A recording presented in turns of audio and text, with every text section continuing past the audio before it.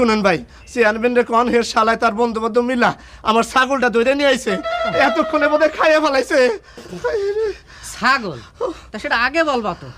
এটা তো ভারী অন্যায় কাজ করছে, অত্যন্ত অমার্জনীয় অপরাধ, গর্হিত কাজ করছে। আচ্ছা দেখো, তুমি চিন্তা করো না, আমি চেয়ারম্যানের কাছে অত্যন্ত গুরুত্ব সহকারে সব ঘটনা খুলে বলতেছি। হ্যাঁ, তুমি একটু দাঁড়াও। জি।